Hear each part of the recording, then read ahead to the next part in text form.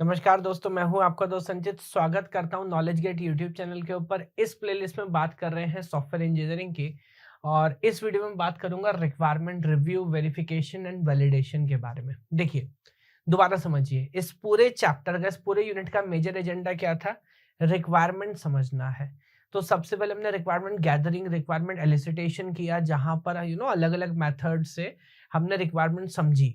Then analysis किया, अलग अलग टूल्स यूज किए, control flow, data flow, ER diagram, और जो भी इनकंसिस्टेंसीज थी, कॉन्ट्रडिक्शंस थे, कन्फ्लिक्ट्स थे, उन सबको रिमूव करके बिल्कुल precise concise set of requirement बनाए। Then the documentation part. तो एसआरएस लगभग लगभग बन के तैयार हो गया। IEEE 830 जो स्टैंडर्ड हमारे पास है, उसके थ्रू, बिल्कुल गाइडलाइन के थ्रू, एक बढ़िया सा डॉक्यूमेंट हमने नॉन टेक्निकल लैंग्वेज में बना के तैयार कर लिया, जो हमें, क्लाइंट को, किसी थर्ड पार्टी को, कोर्ट को, वकील को, जज को, सबको समझ में आएगा, कोई कंफ्लिक्ट नहीं है। नाउ, इससे पहले कि डिजाइन स्टार्ट करे, दिल है कि मानता नहीं, एक बार दोबारा से एडवाइस किया जाता है, go for a review. And review not by you और not by the client but by some third party.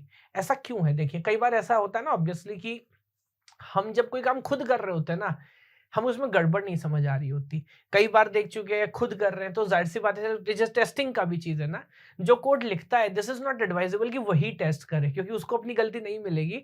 कोई और जब एक नए पर्सपेक्टिव से, नए थॉट प्रोसेस से जब टेस्ट करता है, तो गलती जल्दी से मिल जाती है। तो यहाँ पर भी एक एडवाइजेबल, और फिर मैं दोबारा एक बात यहाँ पे ऐड कर दूं, क्यों यहाँ इतना जोर दे रहे हैं? बहुत सस्ता है सर।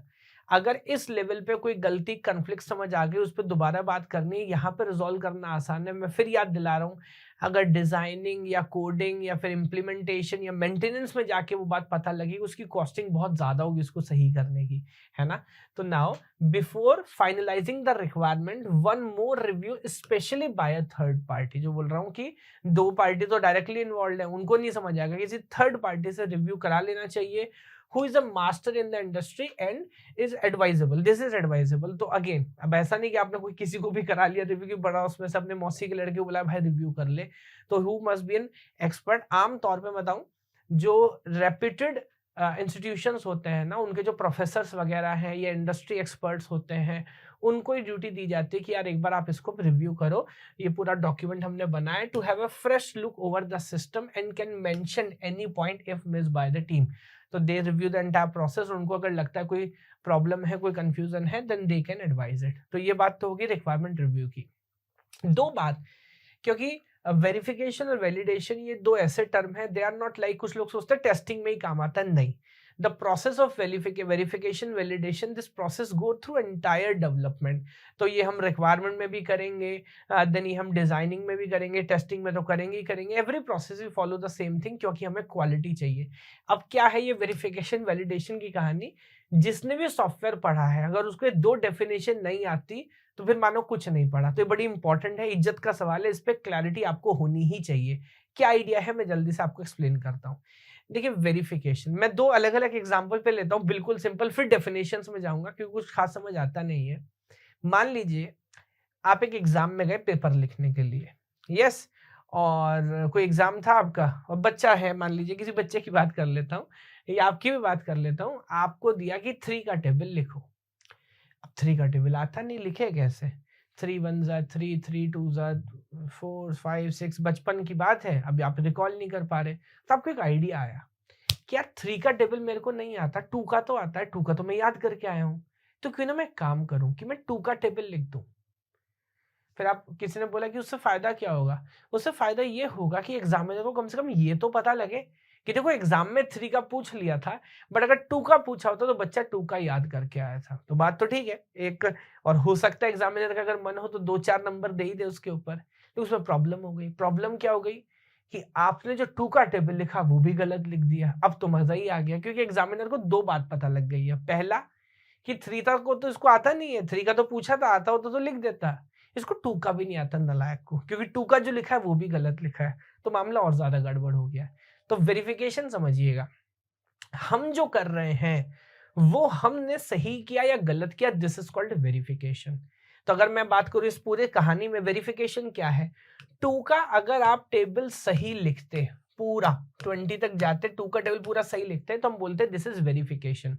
कस्टमर ने क्या मांगा था वो अलग बात है, हमारी जो प्रोसेस चल रही है वो प्रोसेस सही चल रही है कि नहीं, दिस इज वेरिफिकेशन। वैलिडेशन, आप 2 का लिखो, 13 का लिखो, 19 का लिखो, 51 का लिखो, मेरे को परवाह नहीं उस बात से, but the point is customer ने जो मांगा था वो काम हम कर रहे हैं कि नहीं कर रहे हैं, now that is called validation. तो वैलिडेशन किसके लिए होता है? Against the customer, against the SRS. जब भी मैं डॉक्यूमेंट को देख के टेस्ट करूंगा कि क्या पूछा था, कुछ लोग होते हैं ना अलग अलग इंडस्ट्री में, आपने बोला मेरे को ऐसी शर्ट स्टिच करानी है, उसने अपने हिसाब से कर दी, और बाद में आप बोल रहे हो कि चेक करो तो कह रहा है कि ऐसा नहीं, मैंने ऐसे बना दी, ये ज्यादा बढ़िया। भाई बढ़िया खराब मेरे को नहीं पता, मेरे को नहीं चाहिए था ये, मेरे को जो चाहिए वो दे। तो जब रिक्वायरमेंट के अगेंस्ट में हम क्रॉस चेक करते हैं, इसीलिए वैलिडेशन को कभी कभी ब्लैक बॉक्स भी बोलते हैं, ब्लैक बॉक्स, क्योंकि इंटरनली क्या हो रहा है उस बात से परवाह नहीं है। इनपुट के कॉरेस्पॉन्डेंस में जो स्टैंडर्ड आउटपुट आना चाहिए था, अगर वो आ रहा है, दैट इज कॉल्ड वैलिडेशन। और अंदर जाके जब मैं देखता हूं जो जो प्रोसेस हो रही है वो ठीक से हो रही है कि नहीं, दैट इज कॉल्ड वेरिफिकेशन। दो बड़ी इंपॉर्टेंट टर्म है जो बेरी बोहम ने यहां पर लिखी है, बड़ी काम आती है। पहली क्या है? Are we building the right product, sorry, are we building the product right, this is verification. क्या प्रोडक्ट को सही तरीके से बनाया जा रहा है कि नहीं। And then in validation Barry Boehm says, are we building the right product. आप जो बना रहे हैं वो सही है गलत है वो अलग बात है, बट ये बनाना भी था, ये क्रॉस चेक कर लिया आपने, दिस इज द आइडिया। तो नाउ आई थिंक ये एग्जांपल आपको हमेशा याद रहेगा। 3 का टेबल कोई लिखने के लिए बोल रहा है, आप 3 का लिख रहे हैं, दैट इज वैलिडेशन। आप 2 का लिखा, सही लिखा, दैट इज वेरिफिकेशन। लेकिन वैलिडेशन में फेल हो जाएगा क्योंकि मांगा 3 का था, लिख दिया आपने 2 का। सो verification ensures that software product is designed and developed according to the specific requirements and standards, जो हम प्रोसेस फॉलो कर रहे हैं उसके हिसाब से। the process of ensuring that product meets the design specification, जो जो specification थी वो सब follow की गई है कि नहीं, ये वही theoretical language है। focus on static analysis techniques like code review, static code tools, inspection of requirements, design code and documentation, blah blah blah। coming to next point, भर देना यूनिवर्सिटी एग्जाम में, दो तीन चार पेज पूरे भर के आना। then validation, अब ये वही, this is according to the against the SRS।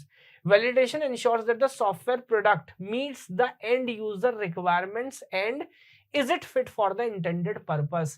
जो requirement है वो fulfill हो रहा है कि नहीं, purpose fulfill हो रहा है कि नहीं, that is the idea।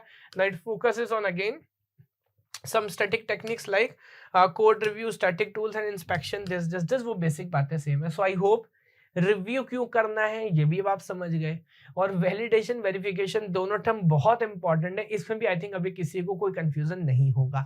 यहां तक आए हैं तो वीडियो को लाइक जरूर करिएगा, चैनल को सब्सक्राइब करिए, बेल आइकन को ठोक दीजिए, बिकॉज लगातार टॉप क्वालिटी कंटेंट आपके लेके आते रहेंगे। फिर आपकी जो भी समस्या हो, वेदर यूनिवर्सिटी एग्जाम हो या फिर प्लेसमेंट्स हो, जो भी प्रॉब्लम हो उसमें आप ग्रो करेंगे, पर हम तभी ग्रो करेंगे जब आप सब्सक्राइब करेंगे।